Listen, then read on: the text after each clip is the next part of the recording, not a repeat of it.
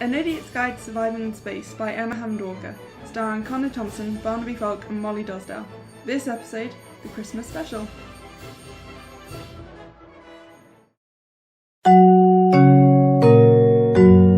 Good morning everybody, I hope you had a good sleep and happy Christmas! We are still in location 643829 with no sign of rescue. But on the bright side, we have a whole load of Christmas fun prepared. Gary is going to make us a special Christmas dinner. In the lounge area, we'll have various Christmassy arts and crafts activities, and James is going to get a choir together to perform this evening. I hope you all enjoy today's festivities, and once again, Merry Christmas. Helen! Oh no. Helen, hi! Merry Christmas! If you say so. Well, bar humbug to you too. I'd have thought even you could put on a bit of a smile for Christmas. What's there to smile about? Being stuck in a metal tin way up in space with no sign of rescue, having to cope with a bunch of hooligans day in and day out with no sign of release. I'm simply overjoyed. Well, suit yourself. I was just coming to check whether you wanted mashed, boiled or roast potatoes. I've decided because it's Christmas, I'm going to go all out. Going all out, eh? Watch you don't strain anything. Cheeky. What'll it be then? Oh, I don't care. Put me down for anything. I'm sure with your cooking they'll all be indistinguishable anyway. I'll have you know that my cooking is amazing. Best in Surrey. I didn't pay to go on this trip. No! I was asked to because they wanted a good cook. I could cook for the Queen if I... Oh no, someone's called me over there. No, don't look. I simply must dash. Bye. What cheek! Morning Gary. Morning, Cat. How's the Christmas dinner coming along? Excellent. All the potatoes are on, I've got the turkey in the oven, just doing some veg. It's an absolute feast. Good. Glad it's coming along well. Gary, what did you mean when you said you put all the potatoes on?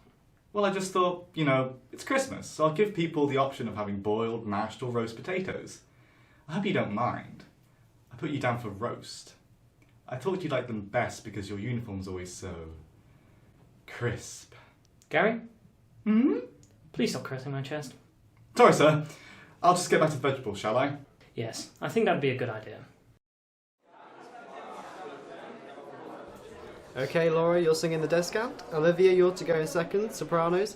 Keith, your baritone. Christ, what am I doing? Nobody's even listening to me. Helen! We need an alto. Please sing in the altos. Oh well, if it isn't the great James Bartlett and his chorus of angels, or should I say his chorus of screeching hell demons, why on earth do you think I'd want to join it? Helen, don't be like this. Look, I'm desperate. I'll do anything you want. Please, for me. Well, now you mention it, our wonderful captain who has all the best ideas has decided to put me in charge of arts and crafts. God knows why. And some of the other passengers are getting rather rowdy and complaining that we don't have a tree. Helen, we're in the middle of space. No matter how much I might want an alto, I'm afraid there's nothing I can do about procuring a tree. James, I'm not thick. I know you can't get a tree. I'm saying you're going to be the tree. What? I need a tree and you need an alto. It seems like a reasonable switch to me. But how am I going to be able to train this lot if I'm over in the lounge being a tree? I'll train them. I'm sure I'll do as good a job as you could do.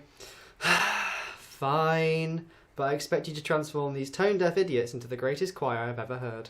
And I expect you to be a happy and obliging Christmas tree, no matter how uncomfortable you get. See you later. Good luck! Okay, listen up, you idiots. We've only got a few hours for me to magically transform you into decent singers, so from this moment on, you're not allowed to make any sort of noise or leave this room unless I allow it. What? Neither we. Well then leave, but don't come back. You can't sing for England. Okay then, anyone else needs to go to the toilet? No, I didn't think so. Right, let's start with Silent Night. Good morning, ladies. Anyone want a truffle? I made them especially for Christmas. Oh, hello Gareth. A good morning to you too. How goes the Christmas dinner? It goes well, milady. And please, I've told you before, call me Gary.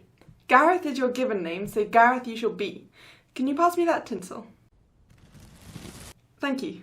Now, I've been meaning to remind you all morning, don't forget to cook the Brussels sprouts in red wine. It makes them far more edible. Yes, Elizabeth, I know. I am a trained chef. So you keep saying, but you can never be too careful. Remember that time you tried to poison us with undercooked chicken? It wasn't undercooked, and I wasn't trying to poison you.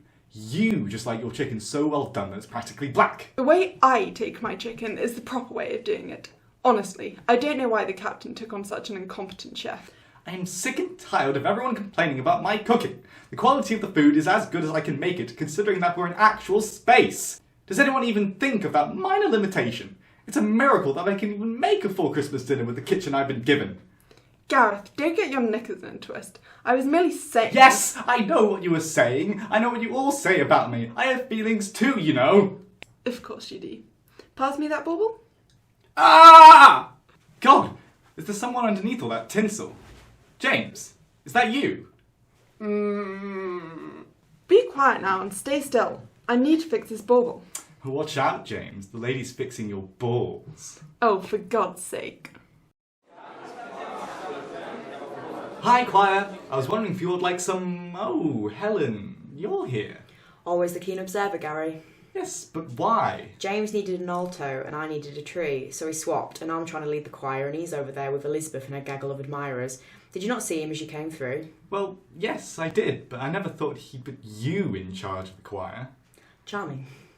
So you're the reason why his poor, beautiful face is being smothered by tinsel and paper snowflakes. Oh, stop it. You're like a 12-year-old girl with a crush. There's nothing wrong with acting like a 12-year-old girl with a crush. There is when you're a 36-year-old man with a balding problem. Oh, that's nice, that is. Oh, stop getting so touchy about everything. Honestly, you can't talk about anything when you're around.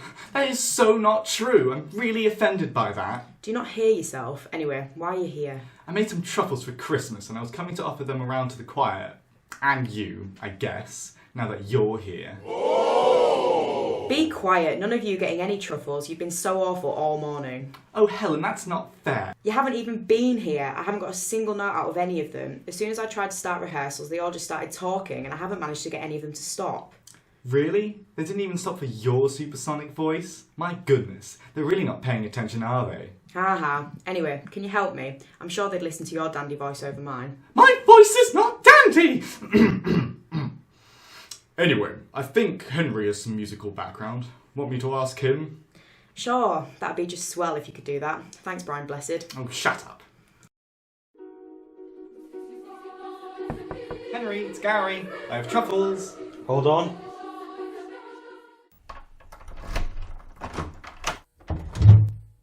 Hi, Gary. Come on in. Thank you. What was that music, by the way? Seems a little dramatic for Christmas. It was Benjamin Britten's A Ceremony of Carols. Ah. You don't know what that means, do you? Nope, not a clue. I thought as much. I'm surrounded by a bunch of musical imbeciles. No wonder everyone swarms around James like he's the chosen one. Nobody on the ship can spot real musical talent. Well, that's actually what I was coming to ask you about.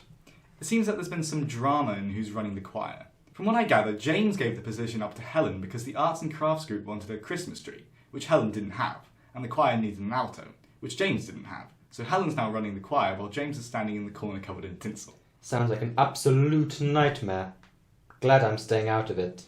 But the thing is, the choir seems to be one of the few things in her life that Helen can't control, so she really needs you to come and help her out. And why do you think I'd do this? Because you're a lovely person who wants to prove to everybody that you're more musically talented than James? Yes, that is true. However, I'm not going to do it just like that. I want something in return. What? I'm sure I can get you some extra food if you want. Are you implying I'm fat? No, not at all. Not at all. Good. No. I want James to be shown up in front of everyone so you can all see what a con he is. Aren't you going to do that by leading the choir? No. Well, yes. Hopefully. But I want something more than that. He needs to be pranked. Something like a whoopee cushion. Yes, that would be good. Yeah. I'll think of something better, don't you worry. Now get out and rescue Helen. Sounds like choir practice is going well. Oh, Henry. Thank God you're here. This is going bloody awfully. You don't say. Have they actually sung it out all day? Nope. I take it Gary has talked to you. He thought your musical background would be good for handling this rowdy bunch and turning them into a half-decent choir. Better than me, anyway. Yes, well, anyone would be better than a conductor who can't get their choir to sing. Shut up, Henry. Can you actually help rather than wandering around the ship making snarky comments? I could help, on one condition. Oh, for God's sake. What? I thought you were here because you'd already agreed to do this. I'm happy to take over, certainly, but I want something in return. What do you want? I want you to go over to the kitchen and take over cooking the turkey from Gary. He's an amazing chef, but he can't cook meat for anything. Remember that chicken? Don't remind me. I want to throw up just thinking about it. Exactly. So I'll take over the choir if you rescue our turkey from a maniac of a chef. Do we have a deal?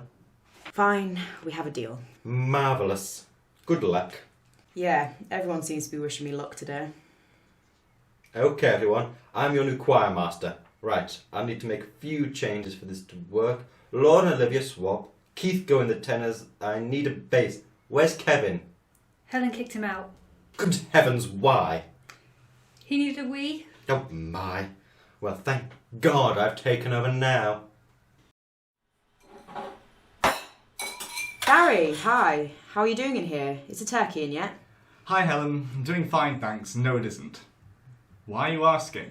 Did that stuck-up Lady Elizabeth send you here? No. I was just wondering. Hey, do you need any help? I can do vegetables, potatoes, meat. I knew it! She did send you here! Well, do you know what? You can do the turkey. See if you can cook it better than me, a highly respected chef. I'll bet you can't. After today, people will be begging for my forgiveness. Yes, you cook the turkey just how you want. I'll show them. Well, thanks for the vote of confidence in my cooking. Nobody gives me any confidence in my cooking. I don't see why you should get any words of encouragement. Gary, I'm only going to say this once, so listen up. You are a really good cook, and your food is amazing. And I've never eaten as well as I have on this ship. Really? No, shut up. Really? You mean it? No, shut up. Really? Really? No, shut up. Gary, if you don't stop wittering on, I'm going to smash this pan over your head so hard that you won't even remember you went to space, let alone this conversation. Sorry. I knew there was a softie under all that anger and sarcasm. I swear to God, Gary. Sorry. Gary, why are you making so much custard? There aren't that many people on the ship, and even if there were, you don't serve custard with Christmas pudding. Oh, no reason. I just really like custard, that's all. Right, you're acting very suspiciously about this. Are you sure you're not planning anything? Nope, not planning anything. Not one single thing. Okay, there's definitely something up, but tell me what it is. No, I can't because you'll stop me and you'll just spoil everything. How old are you? 5? I won't tell. Fine, I'll tell you. Well, that didn't take much persuading. So get this. Gary, have you got something sorted? Oh yes, and it's a good one. What are you doing? I can't tell you that, it'll spoil the surprise.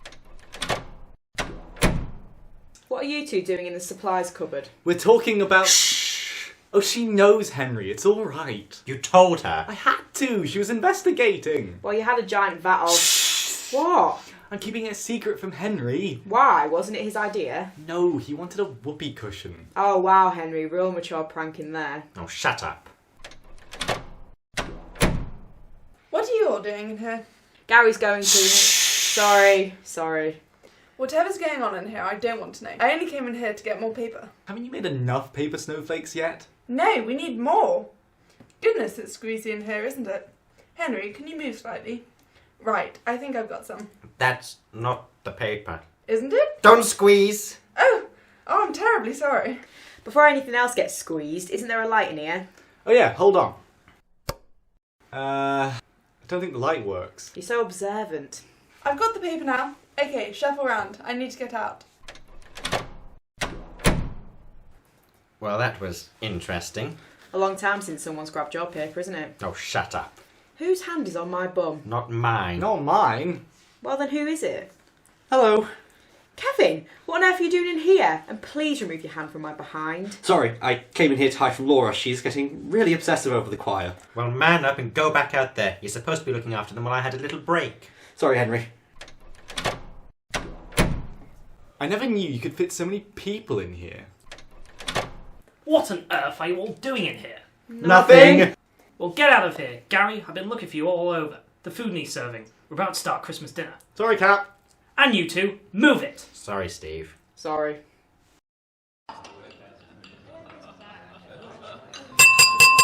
Hello.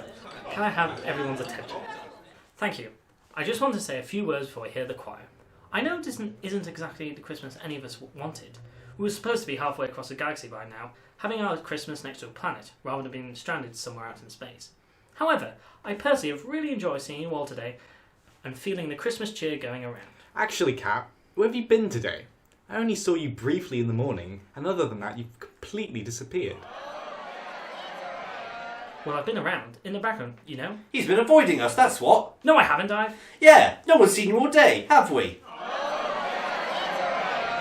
I haven't been avoiding you. I haven't been avoiding you. I've just been in my ship apartments all day because I wanted a nice, quiet Christmas to myself, Is that too much to ask? Avoiding us? That's enough heckling. I have not been avoiding you. Now, if I could please get back to my speech. I hope you've all had a lovely Christmas, despite the fact that it's not what any of us expected to get. I can honestly say it's been an absolute pleasure to be your captain on this journey. So before I give thanks to the various people that have helped us to make this Christmas so special, please all raise your glasses in a toast to this wonderful ship. Cheers! Cheers! And let's hope a rescue ship will be coming our way soon. Cheers! And now for the many people who need to be thanked for making this Christmas so special. Thank you to Gary, who cooked our wonderful Christmas meal and who has been an amazing cook since day one. Actually, it wasn't all me. Helen did the turkey. Oh, well thank you to Helen as well then. Next, thanks to Helen. Wait, you were doing the turkey. Who led the arts and crafts? I did. Ah, well thank you Lady Elizabeth. You produced some lovely paper snowflakes and a very unusual tree. It's certainly the most thoroughly decorated tree I've ever seen. Did that tree just... Never mind. Last but not least, I would like to thank in advance James for spending his day getting together and training a choir who, I'm sure, are going to blow all our socks off with their amazing singing. Okay, that tree definitely made a noise. Is that actually a person under all that tinsel?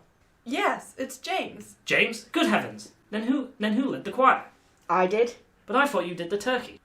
I took over when Helen went off to do the turkey. My. It seems like I've missed out on a lot when I was cooped up in my room. Well, someone get James out of those decorations and find him some food and... I'll do it, Cap!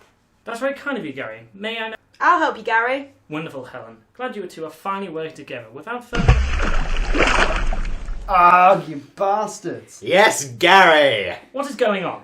Gary, Helen, please explain to me why James is currently covered in custard. Because James has been taking all the glory of being the only musical one on this ship, but I'm far more musical than him. Bullshit!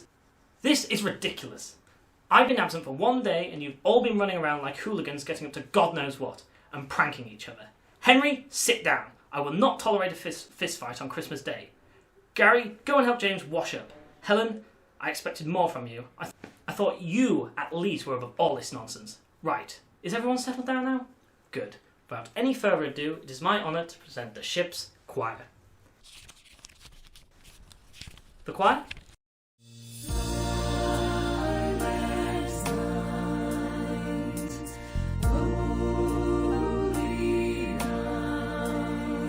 No, this isn't what I taught you. 1, 2, and a 1, 2, 3, 4. Jingle bell, jingle bell, jingle bell rock. That was An Idiot's Guide to Surviving in Space, starring Connah Thompson as the captain, Barnaby Falck as Gary, and Mollie Dosdale as Helen. It also starred Shaun Laing as Henry, Alex Bavin as James, Emma Hammond-Walker as Lady Elizabeth, Tom Doherty as Kevin, and Katie Riley as Laura. It was produced and edited by Barnaby Falck and written and directed by Emma Hammond-Walker. And prancing in Jingle Bell Square in the frosty air.